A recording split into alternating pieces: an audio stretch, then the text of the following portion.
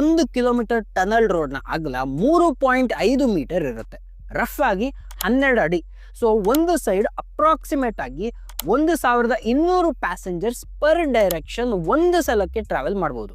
ಆದ್ರೆ ಮೆಟ್ರೋನಲ್ಲಿ 69,000 passengers travel ಮಾಡಬಹುದು. ಇದು 40 ಪಟ್ಟು ಜಾಸ್ತಿ. ಕಾರ್ಬನ್ ಡೈಆಕ್ಸೈಡ್ ಎಮಿಷನ್ ಕೂಡ 18% ಕಮ್ಮಿ ಆಗುತ್ತೆ. ಹಾಗೆ ಆಕ್ಸಿಡೆಂಟ್ ಸಿಮ್ಯುಲೇಷನ್ ಮಾಡೆಲ್ ನ ಕಂಪೇರ್ ಮಾಡಿದ್ರು ಟನಲ್ ರೋಡ್ ನಲ್ಲಿ ಆಕ್ಸಿಡೆಂಟ್ ಜಾಸ್ತಿ. ಹೆಬ್ಬಾಳ ಫ್ಲೈಓವರ್ ಇಂದ ಮೇಕ್ರಿ ಸರ್ಕಲ್ 4 ಕಿಲೋಮೀಟರ್ ಉದ್ದ ಮಾಡಕ್ಕೆ 2700 ಕೋಟಿ ಆಗ್ಬೋದು ಅಂತ ಅಂದಾಜು ಮಾಡ್ತಾ ಇದ್ದಾರೆ. ಈ ರೂಟ್ ಕೆಂಪೇಗೌಡ ಇಂಟರ್ನ್ಯಾಷನಲ್ ಏರ್ಪೋರ್ಟ್ ಇಂದ ಬರೋರಿಗೆ ಎಂಟ್ರಿ ಪಾಯಿಂಟ್ ಆಗುತ್ತೆ. ಹೆಬ್ಬಾಳ ಫ್ಲೈಓವರ್ 4 ಲೇನ್ ಇದೆ. ಈ ಜಂಕ್ಷನ್ಗೆ ಕನೆಕ್ಟ್ ಆಗಕ್ಕೆ ಏರ್ಪೋರ್ಟ್ ಇಂದ 16 ಲೇನ್ ಇದೆ. 6 ಲೇನ್ ಎಲಿವೇಟೆಡ್ ಇದೆ, 10 ಲೇನ್ ಸರ್ಫೇಸ್ ನಲ್ಲಿ ಇದೆ. ಸೊ 16 ಲೇನ್ ಟ್ರಾಫಿಕ್ ಈ 4 ಲೇನ್ ನ ಸೇರುತ್ತೆ. ಸೊ ಅದಕ್ಕೆ ಈ ಜಂಕ್ಷನ್ ನಲ್ಲಿ ಟ್ರಾಫಿಕ್ ಜಾಸ್ತಿ. ಈಗ ಈ ಸೆನ್ಸಿಟಿವ್ ಏರಿಯಾನಲ್ಲಿ ಟನಲ್ ರೋಡ್ ಮಾಡಕ್ಕೆ ಹೊರಟಿದ್ದಾರೆ. 1 ಕಿಲೋಮೀಟರ್ ಟನಲ್ ಮಾಡಕ್ಕೆ 700 ಇಂದ 800 ಕೋಟಿ ಅಂದಾಜು ಮಾಡ್ತಾ ಇದ್ದಾರೆ.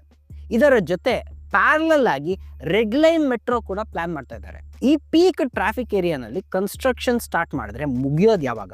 4 ಕಿಲೋಮೀಟರ್ಗೆ 2700 ಇಂದ 3000 ಕೋಟಿ ಆದ್ರೆ 18 ಕಿಲೋಮೀಟರ್ಗೆ ಎಷ್ಟಾಗ್ಬೋದು? ಸೊ